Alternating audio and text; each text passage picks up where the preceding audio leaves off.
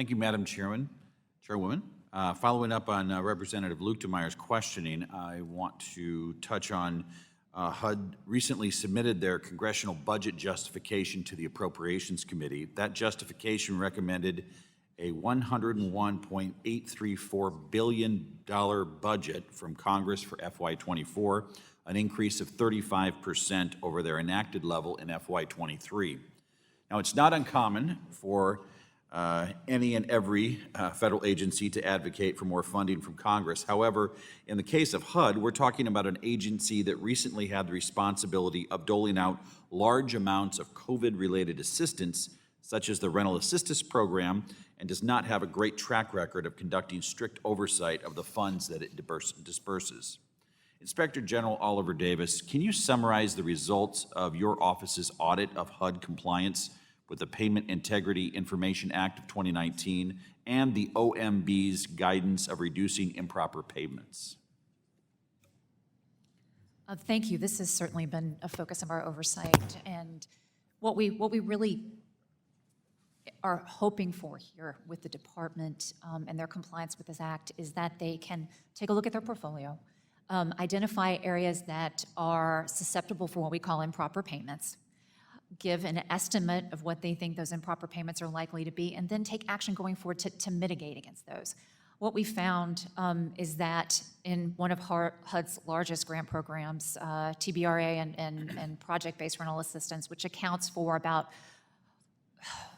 I believe it's 60% of the expenditures, and I apologize if I get that incorrect, I'll correct it for the record, but I believe it's 60% of HUD's expenditures that they can't arrive at an estimate.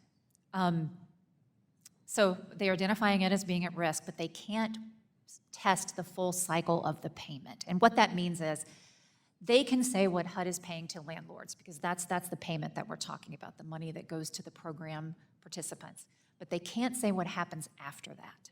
So we can't look at the money that goes to the tenants and the expenditures, and we can't say for certain if those are appropriate payments that are being made. And HUD doesn't have a reliable platform to collect that information, secure it, and test it, and then give us an estimate for it. So that's really what we're talking about. It's been 6 years in a row. The last time they had an estimate on that particular pool of funding was 2016, and I believe the estimate then was $1.6 billion. So it is significant. It's a significant thing that we just don't know. Well, to be clear, HUD was non-compliant with a law passed by Congress that was focused on preventing and reducing improper payments. Specifically, the OIG's audit found that HUD did not report improper and unknown payment estimates for 2 HUD programs that make up more than $41 billion in spending in FY22. In other words, HUD has a long way from having the kind of tools necessary to catch fraudsters reliably in programs that make up more than 60% of its budget. Inspector General Oliver Davis, can you please walk us through what the problems are with HUD's implementation of the Payment Integrity Information Act requirements? Well, certainly. In one respect, it's technology. They need a platform that will collect tenant files, that will secure PII that is contained in those files. They normally would be able to actually manually check that information if they were to go on site and look at the files. They didn't do that during the pandemic.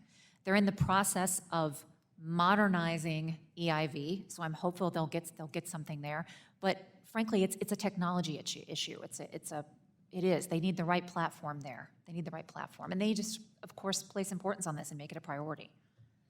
Would this be resolved with more resources or prioritizing resources inside the agency currently? What do you think the hurdle is here? I think there's been significant discussion between my office and the CFO's office on improper payments. I think they're headed in a direction. I think they're looking to modernize that platform and achieve this. They've made progress. The year before, we didn't have an estimate that we consider reliable from the Harvey Irma Maria pot of money, which was also significant, but they've cleared that up. They've made strides there, so I believe we're headed in the right direction. I'm certainly hopeful. It's important. Let me just say this. I appreciate your work as the HUD Inspector General. It is imperative that we ensure that taxpayer dollars are spent wisely and in concert with the requirements laid out by Congress. We need to ensure that money is getting into the hands of those who need it, not fraudsters who seek to manipulate the system. With that, I yield back.